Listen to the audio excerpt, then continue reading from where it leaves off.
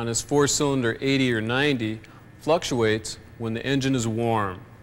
Now, a lot of things can cause an engine idle speed to fluctuate, but the first thing that you should check are the basic engine settings. It would also be a good idea to check the Motronic permanent fault memory to see if any faults have been stored. Now, you can find instructions for both these procedures in the repair manual microfiche. If setting the engine to its basic adjustments doesn't correct the idle speed fluctuation and there aren't any faults in the permanent fault memory, there are probably a few other things that you should check. The AC control relay and its wiring, the Y in the crankcase ventilation hose, and the adjustment of the airflow sensor potentiometer. For more hints on troubleshooting idle fluctuation problems, check Product Circular 8901 in Group 25, and keep the circular handy. You'll need to look at it later. Let's take a look at the AC control relay first. The AC control relay sends a signal to the Motronic ECU each time the air conditioning is switched on. The Motronic control unit uses this signal to calculate idle speed and to keep it smooth. Now, if there's something wrong with the AC control relay, the Motronic control unit may try to calculate idle speed from incorrect information, and this could cause the idle speed to fluctuate. The AC idle control relay is located in the auxiliary relay panel in position 4. To check if the AC control relay is causing the idle fluctuation, pull out the relay. If the idle speed smooths out, you've isolated the cause. Check the wiring to the relay socket and plug terminals and make sure that the wiring doesn't have any breaks. Put the relay back in and let the engine idle.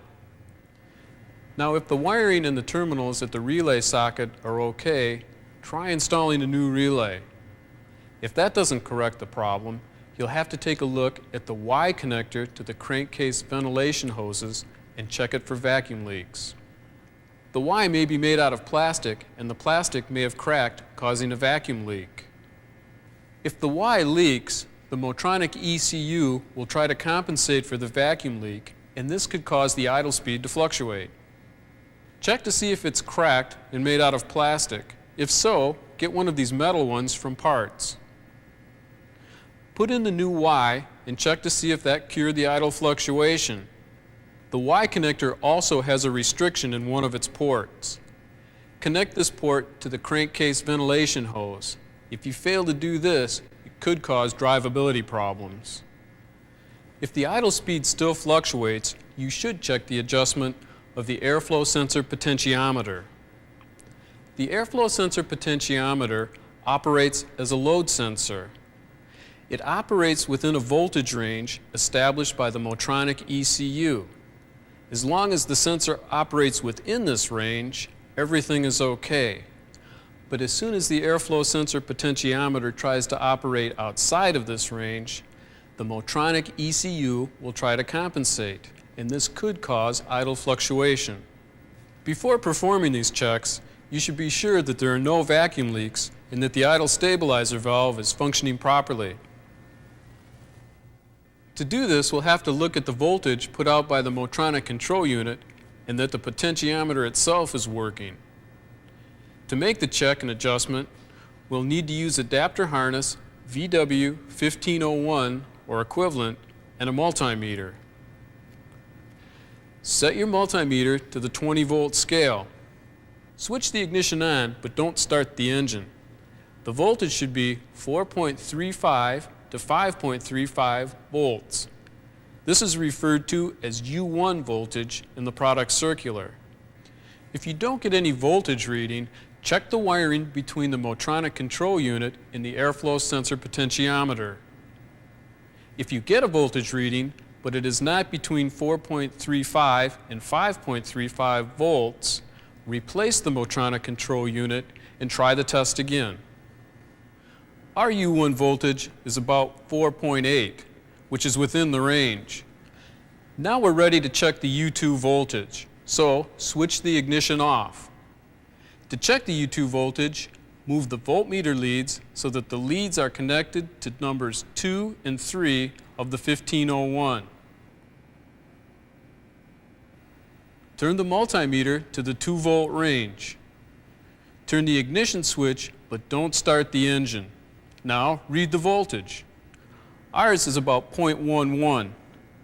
To see if this is correct, we need to use the graph in the product circular I mentioned earlier, or the tech card that came with this tape. Find 4.8 volts on the U1 side of the graph. Plot the U2 voltage you just read on the multimeter. Our voltage was 0.11 volts. Notice that the voltage, 0.11, is not within the shaded area of the graph.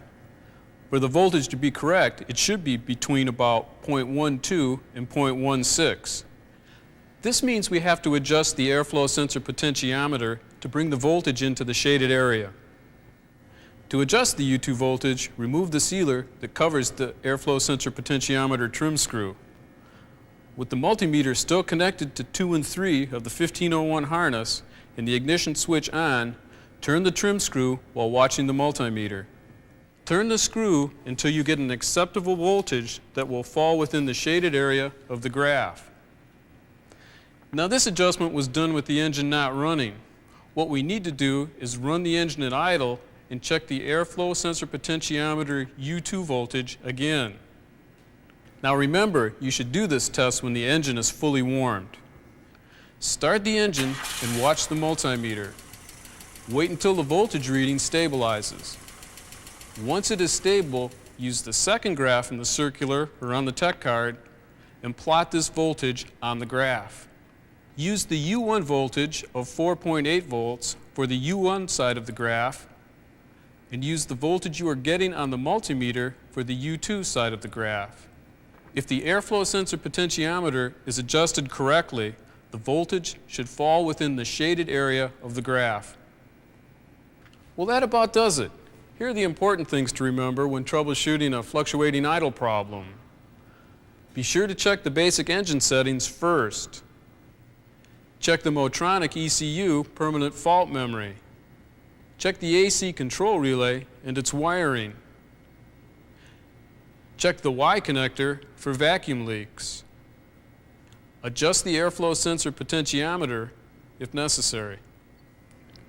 Remember, for more hints about troubleshooting idle fluctuation problems, be sure to check Product Circular 8901, Group 25.